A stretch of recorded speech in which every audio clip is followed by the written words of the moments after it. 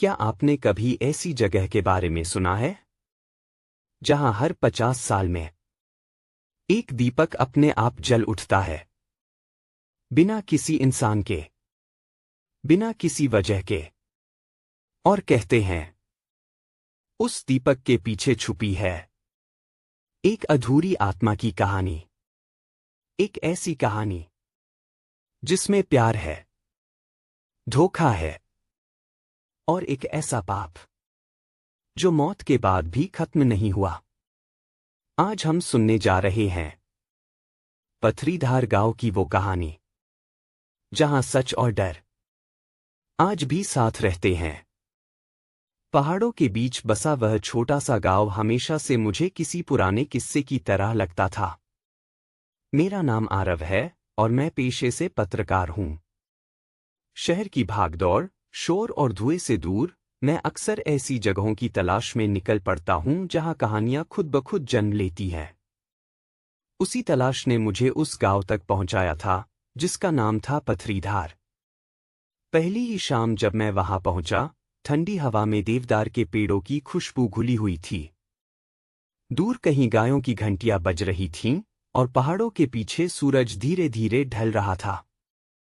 मैं अपने कैमरे और नोटबुक के साथ गांव की पगडंडी पर चल रहा था, तभी मेरी नज़र एक बूढ़े आदमी पर पड़ी जो चूल्हे के पास बैठा तंबाकू फूंक रहा था। मैंने पास जाकर पूछा, नमस्ते काका, मैं शहर से आया हूं।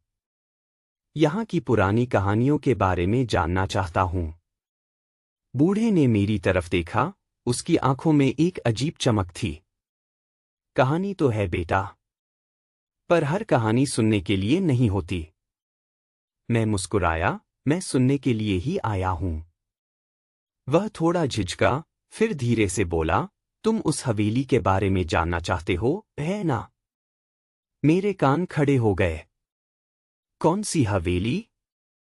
ऊपर पहाड़ी पर जो टूटी फूटी इमारत है, जहां हर 50 साल में एक दीपक खुद ब खुद जल उठता है। मैंने तुरंत अपनी नोटबुक निकाली। क्या सच में? बूढ़ा हंसा, पर उसकी हंसी में डर था। आज से ठीक एक रात बाद वही रात है। मेरे भीतर उत्सुकता की लहर दौड़ गई। रात गहराने लगी थी। हवा में सन्नाटा घुल गया था। मैं अपने कमरे में बैठा था, पर मन उस हवेली के ख्याल में उलझा हुआ था। बाहर से कभी कभी कुत्तों के भौंकने की आवाज आती, तो कभी पेड़ों की सरसराहट सुनाई देती। अगली सुबह मैं फिर उसी बूढ़े के पास गया। काका, उस हवेली का इतिहास क्या है? उसने लंबी सांस ली। बहुत साल पहले वहां एक जमींदार रहता था। नाम था रघुवीर सिंह। उसकी एक बेटी थी, मीरा। कहते हैं वो लड़की बहुत सुंदर थी, पर उससे भी ज्यादा जिद्दी। फिर क्या हुआ? मैंने उत्सुकता से पूछा। एक दिन उसने गांव के एक गरीब लड़के से प्यार कर लिया। जमींदार को ये मंजूर नहीं था। उसने उस लड़के को मरवा दिया। मेरे रोंगटे खड़े हो गए। और मीरा? बूढ़े की आवाज धीमी हो गई। उस रात हवेली में आग लग गई और मीरा उसी आग में जलकर मर गई। मरने से पहले उसने एक दीपक जलाया था।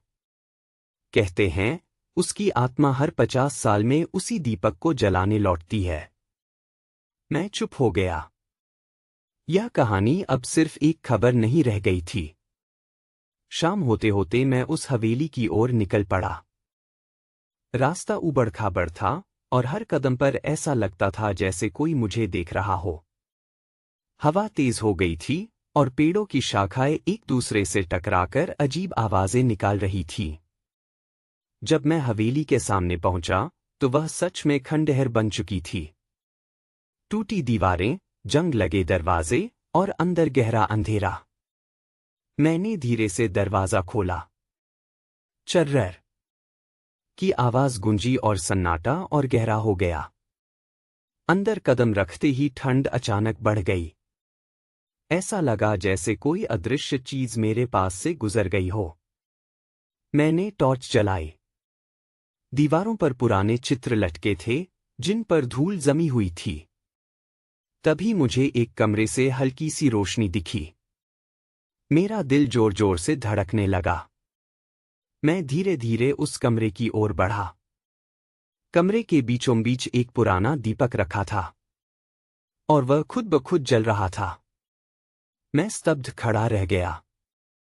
तभी पीछे से एक धीमी आवाज आई, तुम यहां क्यों आए हो? मैंने पलटकर देखा। वहां एक लड़की खड़ी थी। सफेद कपड़े, लंबे बाल और आंखों में गहरा दुख।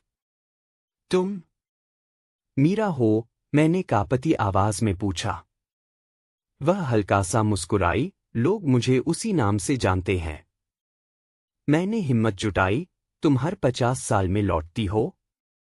हाँ, उस रात को पूरा करने जो अधूरी रह गई थी। मैंने पूछा, क्या चाहती हो तुम? उसकी आंखों में आंसू चमक उठे। मुक्ति। सच सामने आया। पाप खत्म हुआ। और पहली बार दीपक खुद बुझ गया। मैं गांव छोड़कर चला आया।